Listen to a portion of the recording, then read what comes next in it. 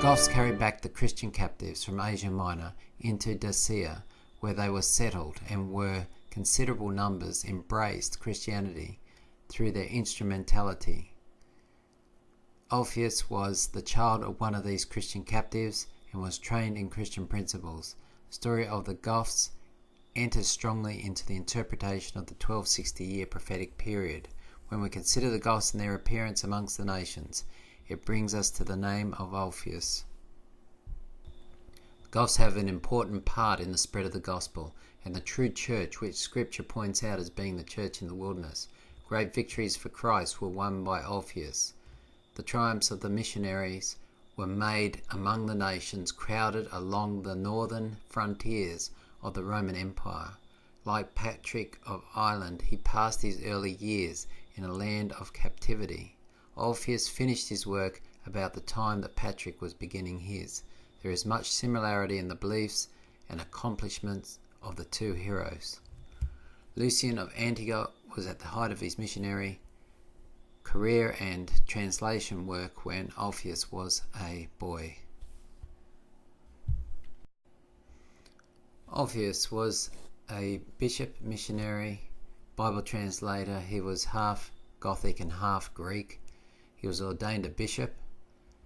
In 348 he escaped because of religious persecution, and he obtained permission by Constantius II, the son of Constantine, to migrate with his flock of converts and settle near what would be northern Bulgaria today. It was here that he translated the Bible from Greek into the Gothic language. For this he devised the Gothic alphabet.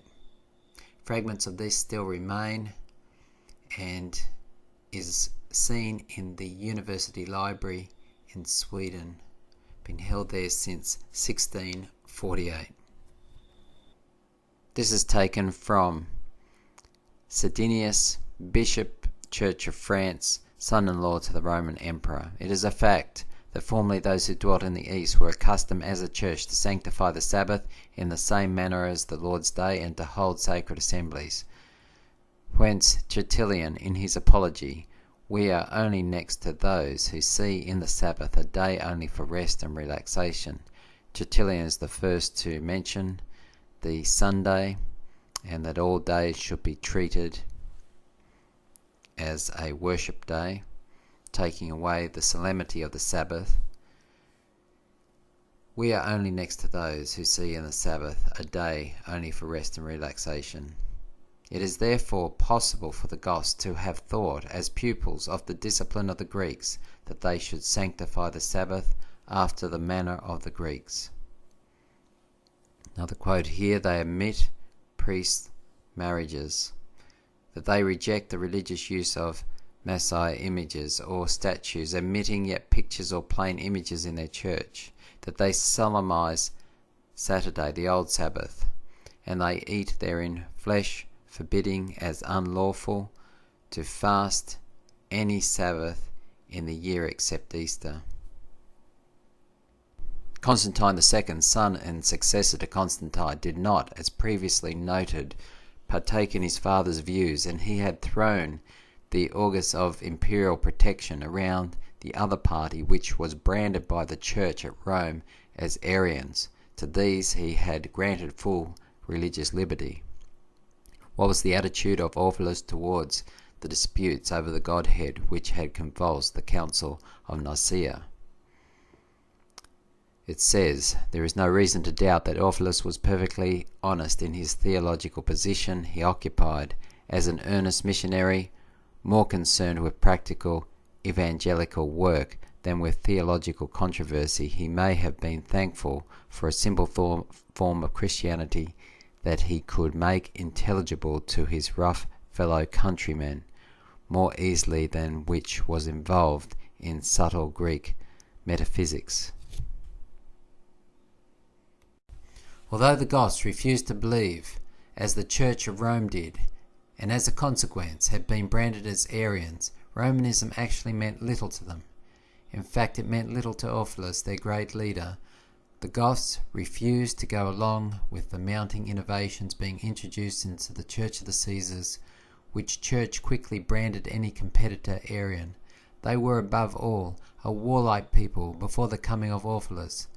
The greatest struggle this apostle had with the Goths, as he informs us, was not so much the destruction of their idolatry as it was the banishment of their warlike temper. They, however, made great progress in replacing their passion for material campaigns with a settled, organized government and the upbuilding of their civilization. Because Orpheus belonged to the church which had refused to accept the extreme speculations concerning the Trinity, there was a gulf between his converts and those who followed Rome. Brought up in captivity, he had not witnessed the stirring scenes of the Council of Nicaea. In that famous historic assembly, the Church of Rome and the Emperor rejected the views of Arius, and condemnation was pronounced upon those who recoiled from accepting the Council's decision. Whether the teachings of Arius were such as are usually represented to us or not, who can say? The evidence is not for us to see. It's been obliterated by the Church of Rome. Filius Limbroch doubts that Arius himself ever held that Christ was created instead of being begotten. There is no trace of what was called Arianism in the surviving remains of the Gothic translation of the New Testament. That is a very important point. Revelation 12:12. Therefore rejoice, ye heavens, and ye that dwell in them. Woe to the inhabitants of the earth and the sea. Why is that? Because Satan is now thrown out of heaven. He has killed God's Son, the one who had created him, and he has a short time, and his wrath is great. And when the dragon saw that he was cast unto the earth, he persecuted the woman with ferocity, the woman who had brought forth the man-child. Of course, this was Christ. Now he would work even harder, for his time was short. He would work against the truth. It seemed impossible that God could win, in the sense that man's allegiance was with Satan. His mind was taken by those false teachings that promoted self and greed. How could God win in the matter of free choice against such a strong enemy? Praise be to God that he has a way out. Revelation 8:7. The first angel sounded, and there followed hail and fire mingled with blood. And they were cast upon the earth, and a third part of the trees was burnt up, and all the green grass was burnt up. The empire was divided into three after Constantine. Trees represent leaders and the grass as mankind. The third part represents the division of the empire by Constantine. Remember, the revelation is set in symbols. Hail then, the ferocity of the attack was spiritual and physical. Dew and rain is as the Spirit of God which nourishes the earth. Then hail as the destructive force allowed by God as he tries to shake men to their senses. Proverbs 16 verse 15.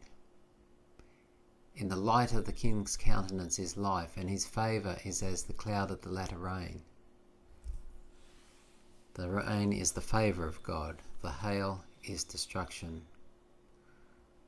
Exodus 9:24.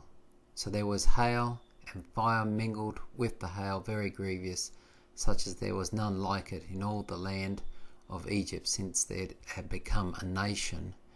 That was one of the plagues given on earlier in Exodus. Leaders are described as trees, and men, the grass of the field. You can look at those references in Isaiah 61:3, Isaiah 40 verse 6. Claudian the Roman poet had this to say: then like a disease or pelting hail, through bars and narrow ways as furies led. And Gibbon says, the Gothic nation was on the move at the sound of the first trumpet. The north was agitated by a furious tempest. The fire and blood that flowed was also described. And you'll see it in the upcoming clips.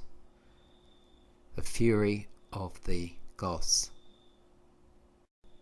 In the first place, it was a great thing for Europe that when the Goths poured over Italy and even captured Rome, they came as Christian people, reverencing and sparing the churches and abstaining from those barbarities that accompanied the invasion of Britain by the heathen Saxons. But in the second place, many of these simple Gothic Christians learned to their surprise that they were the heretics, and that only when their efforts towards fraternizing with their fellow Christians in the Orthodox Church were angrily resented. The Huns have been drifting west from China for centuries, driven out by the Han dynasty that, legend says, built the Great Wall against them. At the end of the 4th century, they reached the Danube River, land of the Goths, and border to the Roman Empire. They fall upon the peaceful Goths without mercy. The Huns seem to come out of nowhere, and in their relentless bid for plunder, their savagery knows no bounds. Goth villages are caught time and again by surprise. During this time of upheaval, a single leader has emerged. His name is Fritigern, and he is considering a radical option for his people: to flee into the protection of the most formidable realm the world has ever seen, the Roman Empire. But the alternative is death, or at best, slavery at the hands of the Huns. So they pack up what they can and move toward the Roman border, placing their faith and their hope on the tender mercies of the Roman Emperor Valens. He grants permission to cross into the fold of Rome's borders, south of the Danube River. Rome assures them their exodus will be rewarded. In the empire's embrace, they will receive food and supplies, and in time, new farmlands to settle. This is their greatest hope: to establish again their peaceful lives of farming and trade, and to live without the ever-present fear of attack. But awaiting them is a dangerous crossing, and on the other shore, a harsh reality. For what appears as the end of their plight is only the beginning. The Romans they believe are to be their saviors would prove instead to be cruel and self-serving taskmasters. Their nightmare has just begun. The Romans immediately begin exploiting the Goth refugees. Late in the 4th century, Ammianus, a Roman soldier and historian, writes, "These barbarians, after crossing the river, were distressed by want of food, and these loathsome Roman generals devised an abominable form of barter. They collected all the dogs that their insatiable greed could find, and exchanged each of them for a slave." The conditions that the Goths faced after crossing the Danube were terrible. They were deprived of the grain ration that was earmarked for them. And the local officials then began to profiteer. to the point where Goths were offering themselves into slavery in order to be fed, or selling off their children into slavery in order to be fed. And we're told by our source for this that things got so bad that the Roman officials were offering dog meat in exchange for one Gothic child slave.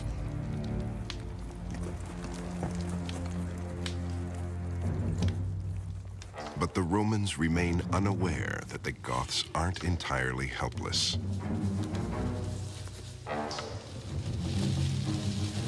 They'd kept an eye to the future. For months, the Goths placed their trust in the emperor's promise of food and land, but so far suffer only exploitation. Now, they simply need food. Weakened and starving, they move in a death march across an empty landscape. The vulnerable die first. The very old and the very young. One after another, the dark earth of Rome takes them in. 378 AD. After years of betrayal and starvation by the Romans, the Goths explode into violence at the Balkan city of Marcianople. They've come to the city for food, only to be shut out by the Roman defenders.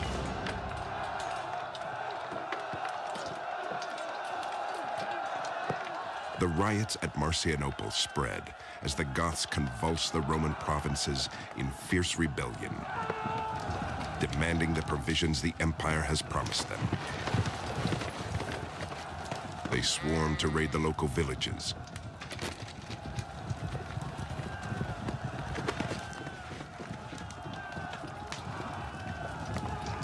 plundering food and supplies to survive. They descend like a plague on the provincial towns, violent, hungry, and out of control. Eventually, the Roman emperor had to step in and to try to deal with them.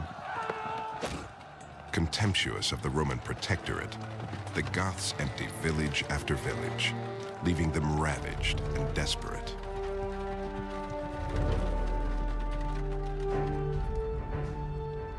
The devastated residents of Thrace reach out for Rome's help.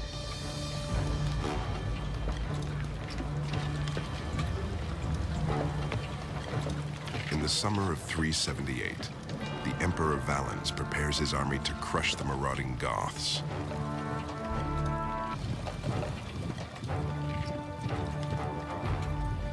On August 9, 378, the Emperor Valens marches his troops 9 miles from their base camp at the city of Adrianople to finally face down Fritigern's Goths.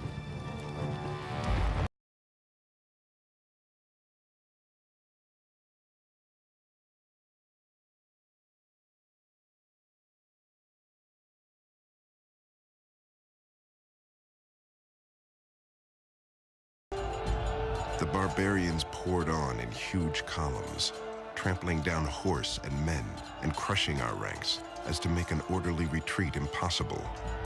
Our men were too closely packed to have any hope of retreat, that some perished at the hands of their own comrades. In this slaughter, so many were laid low that the field was covered in the bodies of the slain.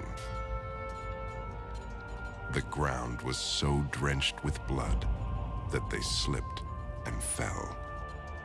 The Battle of Adrianople is the Roman army's worst defeat in nearly 400 years. More than 2/3 of the Romans perish, along with officers, generals, and chillingly, the Emperor Valens himself. 6 months after the Battle of Adrianople, Rome has a new emperor in the east, the great Roman general Theodosius. In October 382 AD, Theodosius successfully negotiates a treaty with the Goths, giving them settlement lands along the northern border in what is now northern Bulgaria, in exchange for their service in the Roman army. But even with the treaty, And after serving and dying as Roman soldiers, the Goths remain outsiders in Roman society. In the towns and villages of the provinces, the Roman citizens see the Goths as vulgar and dangerous barbarians. Roman women look down their noses at their rough clothes, and men recall the savagery the Goths have shown in battle. In these provincial towns, memories of the Roman humiliation at Adrianople die hard. The Goths can feel the suspicion and contempt from the Romans whose treaty supposedly includes them. Increasingly, the promise of the treaty rings hollow. Roman prejudice against the Goths holds even more dire consequences on the battlefield. They become disposable troops against the Huns, the Vandals, and the Persians. The first to die, so the sons of Rome need not. In 394, Goth troops are used by the Romans to defeat a dangerous pagan usurper. The losses are horrific. The battlefield covered with the broken bodies of Goth warriors, killed in the service of Rome. In the bloody decimation of their warriors, the Goths again feel betrayed. But out of the brutal service in the Roman army, a Gothic leader emerges. Shocked by the terrible loss of life among the Goth soldiers, he becomes determined to right the wrongs the Romans have done to his people. He is from the Gothic nobility, highly trained by the Romans, and deeply angered by the slaughter he witnesses. His name is Alaric. It is a name that Rome will come to fear. As 13 years of peace between the Goths and Romans unravels, Alaric and his Goths prepare to consume Rome in a wave of fire, steel, and blood. The hour is at hand. His people have suffered for a generation under the oppression and lies of the Romans. For 13 years, Goth soldiers fought and died for Rome, enslaving and killing the empire's enemies, honoring with their very lives the imperial treaty. But the emperor suddenly dies, and with him dies the Goths' obligation to serve Rome. Alaric seizes the opportunity fate has provided him. After 20 years of living along the empire's borders and fighting with Roman forces, the Gothic soldiers absorb the best of Roman military skills. Alaric hopes to turn this training against the empire in a bold attempt to establish a Goth homeland, but he bides his time. Roman military service is a path to respectability and status for the Goths, and Alaric takes advantage of it. Alaric uses his position to improve his standing in the army and the condition of his people. He is not restrained with his demands. He wants a senior military command in the Roman army to protect his soldiers. He also wants better lands and more wealth for the Goths. And he isn't about to wait. In 395, the Roman province of Greece is consumed by violence, pillaging, and murder.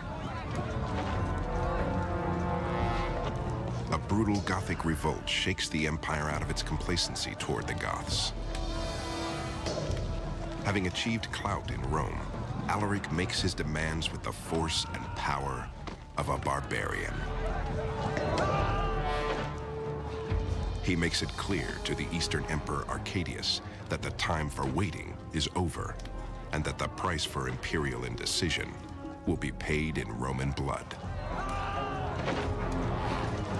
Within 2 years, Alaric's revolt wins him an important military command of his own, and extra lands for his hungry people. But Alaric sees only weakness in the concessions of Eastern Emperor Arcadius. In Alaric, Rome has created a monster it cannot control. In 408, Alaric marches on the Roman heartland of Italy. Seeing his opportunity, as the Vandals and Franks batter the empire from the north.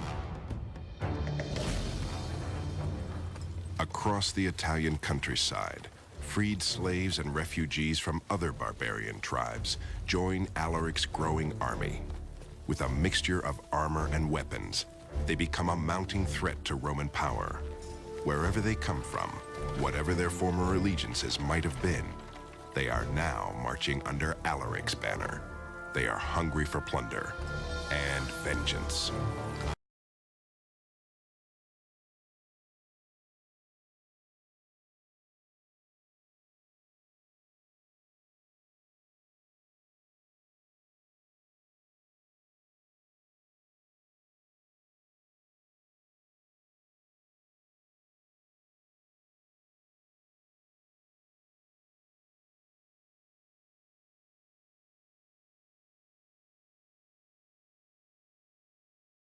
The Goths at last play the final card against the Roman Empire that has so long abused them. They seize Rome itself, the eternal city, and take the riches of the empire for their own, violently crushing all resistance.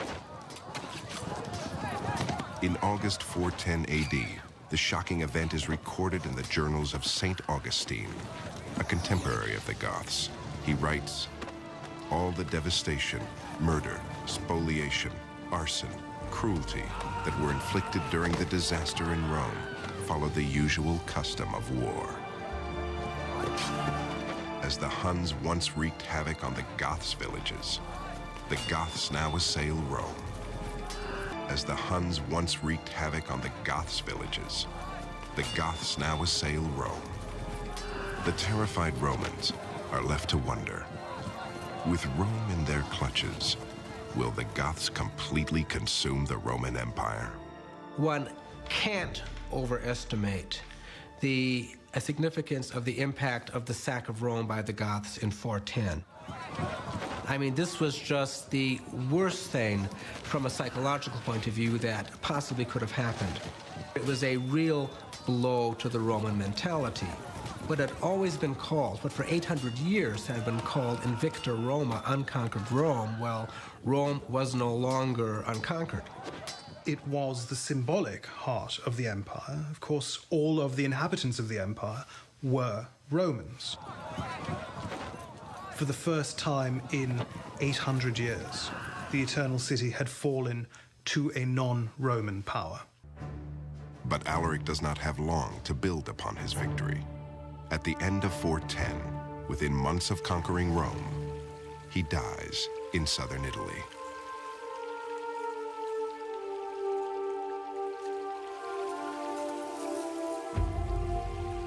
Legend tells us that the 40-year-old Goth king succumbed to a fever.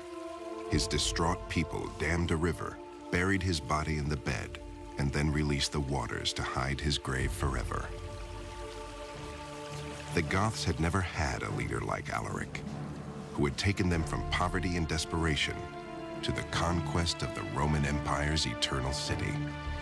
His charismatic presence, his military skill, and his deep commitment to the welfare of his people elevated him almost to the status of a god. But Alaric's legacy was not simply the creation of a barbaric force capable of the sacking of Rome. His legacy was the joining of the Gothic peoples into what would become an independent kingdom that would preserve Rome's culture during the coming Dark Ages.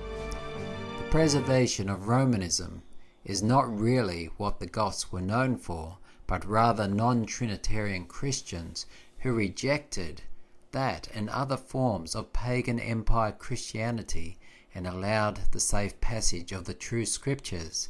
They evangelized and established their civilization up until their overthrow, preceding the establishment of the papal power by legislation in 538 AD. Who really were the barbarians? These judgments were protective against the tyranny of Christian, pagan, and papal wickedness. It was to be a wake-up call to the world at that time.